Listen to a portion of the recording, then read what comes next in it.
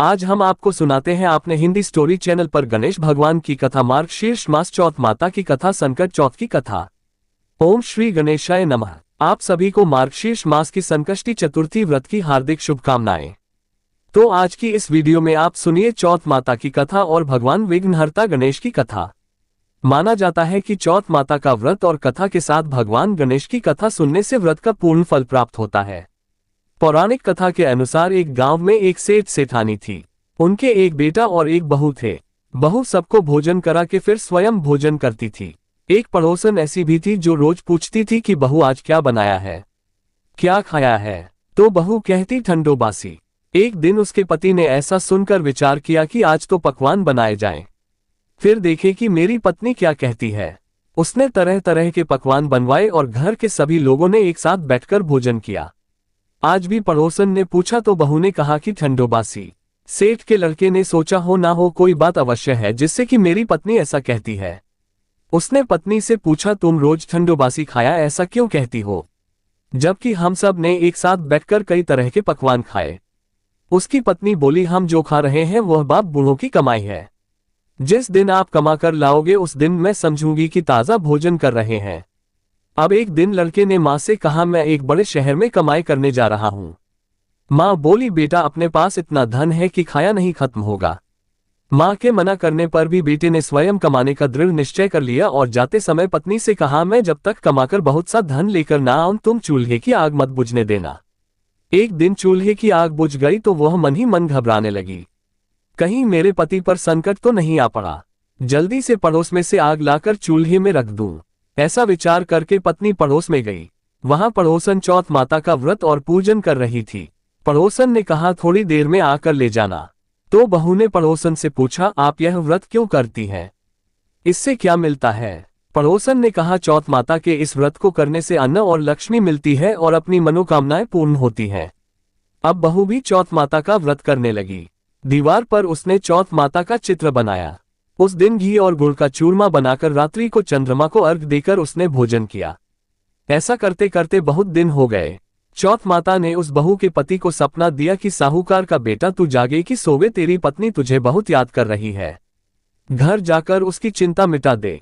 तू दुकान खोलकर कनकु केसर का पगलिया बनाकर बैठ जाना। आज तेरा हिसाब किताब हो जाएगा। अब तो चौथ माता ने जैसा कहा था वैसा ही हुआ। उसने घर जाने की तैयारी की और गाड़ी भर के धन दौलत लेकर चल दिया। रास्ते में एक बड़ा सा काला नाग फन फैलाए बैठा था और कहने लगा आज तो मैं तुझे दिसूंगा छोड़ूंगा नहीं, आज तेरी आयु पूरी हो गई है। सेठ के लड़के ने कहा आज चौथ माता ने मुझे सपना दिया तो मैं पत्नी से मिलने घर जा रहा हूँ। वहां मेरी पत्नी बहुत चिंता कर रही है, मैं उससे मिलकर जरूर आऊंगा, तब तुम मुझे डस लेना। नाग ने कहा तुम शपथ पूर्वक कहकर जाओ तो मैं तुम्हें जाने दूंगा, परंतु लौट कर नहीं आए तो तुम्हारे घर आकर मैं तुम्हें डस लूंगा। इस प्रकार सांप को वचन देकर वह घर पहुंचा। वहां सभी से हंसी खुशी से मिला और भोजन करने उदास होकर बैठ गया।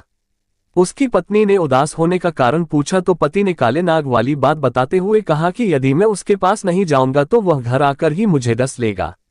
पत्नी बहुत चतुर थी। उसने कहा कि आप घबराओ नहीं, लेट जाओ, मैं एक उपाय करती हूँ। पत्नी ने कमरे की 7 पेड़ी धोई। पहली पेड़ी पर रेत, दूसरी पर इत्र, तीसरी पर गुलाल फूल, चौथी पर कनकु केसर, 5वीं पर लड्डू पेड़ा, 6ठी पर गादी गलीचा और 7वीं पेड़ी पर दूध का कटोरा भरकर रख दिए। इस प्रकार वह 7 ही पेड़ी सजाकर बैठ गई। आधी रात होते ही नाग आकर पेड़ी चढ़ने लगा।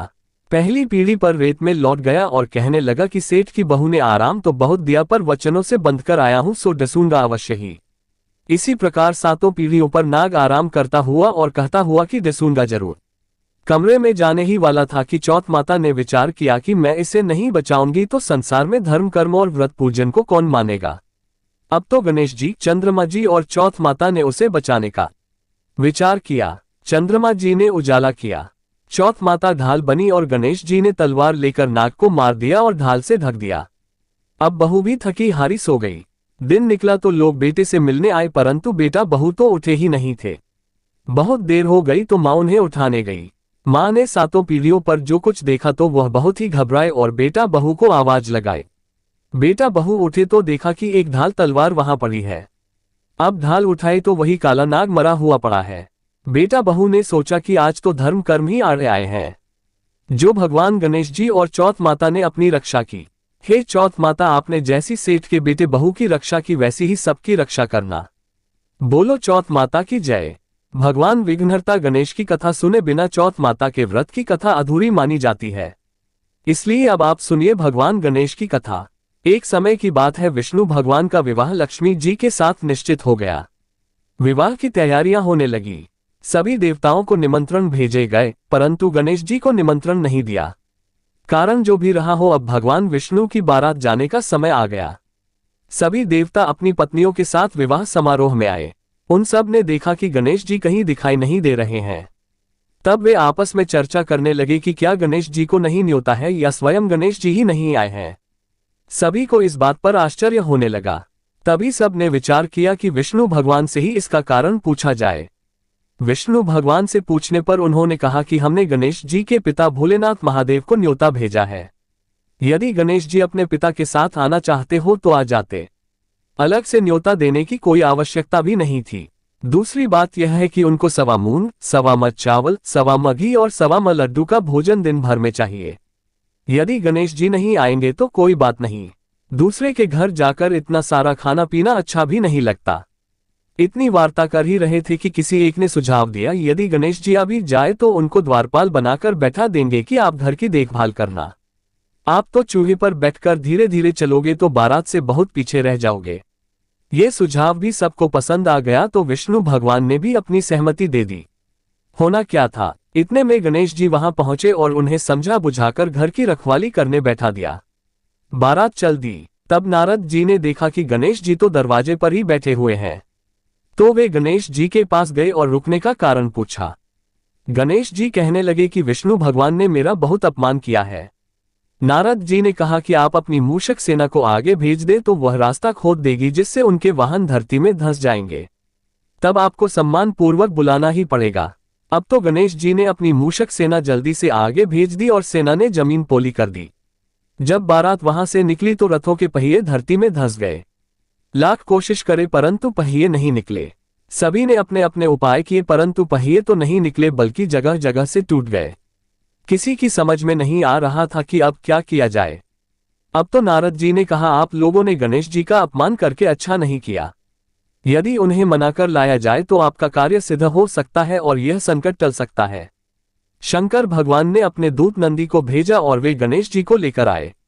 गणेश जी का आदर सम्मान के साथ पूजन किया। तब कहीं रथ के पहिए निकले। अब रथ के पहिए निकल तो गए परंतु वे टूट फूट गए तो उन्हें सुधारे कौन। पास के खेत में खाती काम कर रहा था, उसे बुलाया गया। खाती अपना कार्य करने के पहले श्री गणेशाय नमः कहकर गणेश जी की वंदना मन ही मन करने लगा। देखते ही देखते खाती ने सभी पहियों को ठीक कर दिया। तब खाती कहने लगा कि हे देवताओं, आपने सर्वप्रथम गणेश जी को नहीं मनाया होगा और न ही उनका पूजन किया होगा, इसलिए तो आपके साथ यह संकट आया है। हम तो मूर्ख अज्ञानी हैं, फिर भी पहले गणेश जी को पूजते हैं, उनका ध्यान करते हैं। आप लोग तो देवता गण हैं, फिर भी आप गणेश जी को कैसे भूल गए। अब आप लोग भगवान श्री गणेश जी की जय बोलकर जाए तो आपके सब काम बन जाएंगे और कोई संकट भी नहीं आएगा। अब सभी को अपनी अपनी गलती का पश्चाताप हुआ और सबने भगवान गणेश की जय जयकार करते हुए और बारात वहां से चल दी और विष्णु भगवान का लक्ष्मी जी के साथ विवाह संपन्न करा के सभी सकुशल घर लौट आए। हे गणेश जी महाराज, आपने जैसे विष्णु भगवान के कार्य को सिद्ध किया वैसे सभी के कार्य को सिद्ध करना। बोलो भगवान गणेश की जय। तो श्री गणेशाय नमः। पहली कथा। पौराणिक एवं प्रचलित श्री गणेश कथा के अनुसार एक बार देवता कई विपदाओं में घिरे थे। तब वह मदद मांगने भगवान शिव के पास आए। उस समय शिव के साथ कार्तिकेय तथा गणेश जी भी बैठे थे।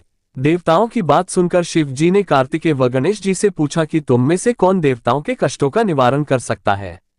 तब कार्तिकेय व गणेश जी दोनों ने ही स्वयं को इस कार्य के लिए सक्षम बताया। इस पर भगवान शिव ने दोनों की परीक्षा लेते हुए कहा कि तुम दोनों में से जो सबसे पहले पृथ्वी की परिक्रमा करके आएगा वही देवताओं की मदद करने जाएगा। भगवान शिव के मुख से यह वचन सुनते ही कार्तिकेय अपने वाहन मोर पर बैठकर पृथ्वी की परिक्रमा के लिए निकल गए, परंतु गणेश जी सोच में पड़ गए कि वह चूहे के ऊपर चढ़कर सारी पृथ्वी की परिक्रमा करेंगे तो इस कार्य में उन्हें बहुत समय लग जाएगा। तभी उन्हें एक उपाय सूझा।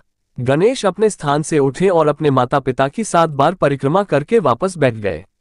परिक्रमा करके लौटने पर कार्तिकेय स्वयं को विजेता बताने लगे। तब शिव जी ने श्री गणेश से पृथ्वी की परिक्रमा न करने का कारण पूछा। तब गणेश ने कहा, माता पिता के चरणों में ही समस्त लोक हैं। ये सुनकर भगवान शिव ने गणेश जी को देवताओं के संकट दूर करने की आज्ञा दी। इस प्रकार भगवान शिव ने गणेश जी को आशीर्वाद दिया कि चतुर्थी के दिन जो तुम्हारा पूजन करेगा और रात्रि में चंद्रमा को अर्घ्य देगा उसके तीनों ताप यानी दैहिक ताप, दैविक ताप तथा भौतिक ताप दूर होंगे। इस व्रत को करने से व्रतधारी के सभी तरह के दुख दूर होंगे और उसे जीवन के भौतिक सुखों की प्राप्ति होगी। चारों तरफ से मनुष्य की सुख समृद्धि बढ़ेगी, पुत्र पौत्रादि धन ऐश्वर्य की कमी नहीं रहेगी। गणेश चतुर्थी व्रत की दूसरी कथा। एक समय की बात है, राजा हरिश्चंद्र के राज्य में एक कुम्हार था। वह मिट्टी के बर्तन बनाता, लेकिन वे कच्चे रह जाते थे। एक पुजारी की सलाह पर उसने इस समस्या को दूर करने के लिए एक छोटे बालक को मिट्टी के बर्तनों के साथ आवा में डाल दिया। उस दिन संकष्टी चतुर्थी का दिन था। उस बच्चे की मां अपने बेटे के लिए परेशान थी। उसने गणेश जी से बेटे की कुशलता की प्रार्थना की। दूसरे दिन जब कुम्हार ने सुबह उठकर देखा तो आवा में उसके बर्तन तो पक गए थे, लेकिन बच्चे का बाल बांका भी नहीं हुआ था। वह डर गया और राजा के दरबार में जाकर सारी घटना बताई। इसके बाद राजा ने उस बच्चे और उसकी मां को बुलवाया तो मां ने सभी तरह के विघ्न को दूर करने वाली संकष्टी चतुर्थी का वर्णन किया। इस घटना के बाद से महिलाएं संतान और परिवार के सौभाग्य के लिए संकट चौथ का व्रत करने लगी। तीसरी कथा। एक समय की बात है कि विष्णु भगवान का विवाह लक्ष्मी जी के साथ निश्चित हो गया। विवाह की तैयारी होने लगी। सभी देवताओं को निमंत्रण भेजे गए, परंतु गणेश जी को निमंत्रण नहीं दिया, कारण जो भी रहा हो। अब भगवान विष्णु की बारात जाने का समय आ गया। सभी देवता अपनी पत्नियों के साथ विवाह समारोह में आए। उन सब ने देखा कि गणेश जी कहीं दिखाई नहीं दे रहे हैं। तब वे आपस में चर्चा करने लगे कि क्या गणेश जी को नहीं न्योता है या स्वयं गणेश जी ही नहीं आए हैं। सभी को इस बात पर आश्चर्य होने लगा। तभी सबने विचार किया कि विष्णु भगवान से ही इसका कारण पूछा जाए। विष्णु भगवान से पूछने पर उन्होंने कहा कि हमने गणेश जी के पिता भोलेनाथ महादेव को न्योता भेजा है। यदि गणेश जी अपने पिता के साथ आना चाहते तो आ जाते, अलग से न्योता देने की कोई आवश्यकता भी नहीं थी। दूसरी बात यह है कि उनको 1.25 मन मूंग, 1.25 मन चावल, 1.25 मन घी और 1.25 मन लड्डू का भोजन दिन भर में चाहिए। यदि गणेश जी नहीं आएंगे तो कोई बात नहीं, दूसरे के घर जाकर इतना सारा खाना पीना अच्छा भी नहीं लगता। इतनी वार्ता कर ही रहे थे कि किसी एक ने सुझाव दिया, यदि गणेश जी अभी जाए तो उनको द्वारपाल बनाकर बैठा देंगे कि आप घर की याद रखना। आप तो चूहे पर बैठकर धीरे धीरे चलोगे तो बारात से बहुत पीछे रह जाओगे। ये सुझाव भी सबको पसंद आ गया तो विष्णु भगवान ने भी अपनी सहमति दे दी। होना क्या था कि इतने में गणेश जी वहां आ पहुंचे और उन्हें समझा बुझाकर घर की रखवाली करने बैठा दिया। बारात चल दी। तब नारद जी ने देखा कि गणेश जी तो दरवाजे पर ही बैठे हुए हैं, तो वे गणेश जी के पास गए और रुकने का कारण पूछा। गणेश जी कहने लगे कि विष्णु भगवान ने मेरा बहुत अपमान किया है। नारद जी ने कहा कि आप अपनी मूषक सेना को आगे भेज दें तो वह रास्ता खोद देगी जिससे उनके वाहन धरती में धंस जाएंगे, तब आपको सम्मानपूर्वक बुलाना पड़ेगा। अब तो गणेश जी ने अपनी मूषक सेना जल्दी से आगे भेज दी और सेना ने जमीन पोली कर दी। जब बारात वहां से निकली तो रथों के पहिए धरती में धंस गए। लाख कोशिश करें परंतु पहिए नहीं निकले। सभी ने अपने अपने उपाय किए परंतु पहिए तो नहीं निकले बल्कि जगह जगह से टूट गए। किसी की समझ में नहीं आ रहा था कि अब क्या किया जाए। तब तो नारद जी ने कहा, आप लोगों ने गणेश जी का अपमान करके अच्छा नहीं किया। यदि उन्हें मनाकर लाया जाए तो आपका कार्य सिद्ध हो सकता है और यह संकट टल सकता है। शंकर भगवान ने अपने दूत नंदी को भेजा और वे गणेश जी को लेकर आए। गणेश जी का आदर सम्मान के साथ पूजन किया, तब कहीं रथ के पहिए निकले। अब रथ के पहिए निकल को गए परंतु वे टूट फूट गए तो उन्हें सुधारे कौन। पास के खेत में खाती काम कर रहा था, उसे बुलाया गया। खाती अपना कार्य करने के पहले श्री गणेशाय नमः कहकर गणेश जी की वंदना मन ही मन करने लगा। देखते ही देखते खाती ने सभी पहियों को ठीक कर दिया। तब खाती कहने लगा कि हे देवताओं, आपने सर्वप्रथम गणेश जी को नहीं मनाया होगा और न ही उनकी पूजन की होगी, इसलिए तो आपके साथ यह संकट आया है। हम तो मूर्ख अज्ञानी हैं, फिर भी पहले गणेश जी को पूजते हैं, उनका ध्यान करते हैं। आप लोग तो देवतागण हैं, फिर भी आप गणेश जी को कैसे भूल गए। अब आप लोग भगवान श्री गणेश जी की जय बोलकर जाएं तो आपके सब काम बन जाएंगे और कोई संकट भी नहीं आएगा। ऐसा कहते हुए बारात वहां से चल दी और विष्णु भगवान का लक्ष्मी जी के साथ विवाह संपन्न करा के सभी सकुशल घर लौट आए। हे गणेश जी महाराज, आपने विष्णु को जैसो कारज सारियो ऐसो कारज सबको सिद्ध कर जो। बोलो गजानन भगवान की जय। चौथी कथा। श्री गणेश चतुर्थी व्रत की पौराणिक कथा के अनुसार एक बार भगवान शिव तथा माता पार्वती नर्मदा नदी के किनारे बैठे थे। वहां माता पार्वती ने भगवान शिव से समय व्यतीत करने के लिए चौपड़ खेलने को कहा। शिव चौपड़ खेलने के लिए तैयार हो गए, परंतु इस खेल में हार जीत का फैसला कौन करेगा, ये प्रश्न उनके समक्ष उठा तो भगवान शिव ने कुछ तिनके एकत्रित कर उसका एक पुतला बनाकर उसकी प्राण प्रतिष्ठा कर दी और पुतले से कहा, बेटा हम चौपड़ खेलना चाहते हैं, परंतु हमारी हार जीत का फैसला करने वाला कोई नहीं है, इसीलिए तुम बताना कि हम दोनों में से कौन हारा और कौन जीता। उसके बाद भगवान शिव और माता पार्वती का चौपड़ खेल शुरू हो गया। ये खेल 3 बार खेला गया और संयोग से तीनों बार माता पार्वती ही जीत गईं। खेल समाप्त होने के बाद बालक से हार जीत का फैसला करने के लिए कहा गया, तो उस बालक ने महादेव को विजयी बताया। ये सुनकर माता पार्वती क्रोधित हो गईं और क्रोध में उन्होंने बालक को लंगड़ा होने, कीचड़ में पड़े रहने का श्राप दे दिया। बालक ने माता पार्वती से माफी मांगी और कहा कि यह मुझसे अज्ञानतावश ऐसा हुआ है, मैंने किसी द्वेष भाव में ऐसा नहीं किया। बालक द्वारा क्षमा मांगने पर माता ने कहा, यहाँ गणेश पूजन के लिए नाग कन्याएं आएंगी, उनके कहे अनुसार तुम गणेश व्रत करो, ऐसा करने से तुम मुझे प्राप्त करोगे। ये कहकर माता पार्वती शिव के साथ कैलाश पर्वत पर चली गईं। 1 वर्ष के बाद उस स्थान पर नाग कन्याएं आईं। तब नाग कन्याओं से श्री गणेश के व्रत की विधि मालूम करने पर उस बालक ने 21 दिन लगातार गणेश जी का व्रत किया। उसकी श्रद्धा से गणेश जी प्रसन्न हुए। उन्होंने बालक को मनोवांछित फल मांगने के लिए कहा। उस पर उस बालक ने कहा, हे विनायक, मुझमें इतनी शक्ति दीजिए कि मैं अपने पैरों से चलकर अपने माता पिता के साथ कैलाश पर्वत पर पहुंच सकूं और वे ये देख प्रसन्न हो। तब बालक को वरदान देकर श्री गणेश अंतर्ध्यान हो गए। इसके बाद वह बालक कैलाश पर्वत पर पहुंच गया और कैलाश पर्वत पर पहुंचने की अपनी कथा उसने भगवान शिव को सुनाई। चौपड़ वाले दिन से माता पार्वती शिव जी से विमुख हो गई थी, अतः देवी के रुष्ट होने पर भगवान शिव ने भी बालक के बताए अनुसार 21 दिनों तक श्री गणेश का व्रत किया। इस व्रत के प्रभाव से माता पार्वती के मन से भगवान शिव के लिए जो नाराजगी थी वह समाप्त हो गई। तब यह व्रत विधि भगवान शंकर ने माता पार्वती को बताए। ये सुनकर माता पार्वती के मन में भी अपने पुत्र कार्तिकेय से मिलने की इच्छा जागृत हुई। तब माता पार्वती ने भी 21 दिन तक श्री गणेश का व्रत किया तथा दूर्वा, फूल और लड्डुओं से गणेश जी का पूजन अर्चन किया। व्रत के 21वें दिन कार्तिकेय स्वयं माता पार्वती जी से आ मिले। उस दिन से श्री गणेश चतुर्थी का ये व्रत समस्त मनोकामनाओं की पूर्ति करने वाला व्रत माना जाता है।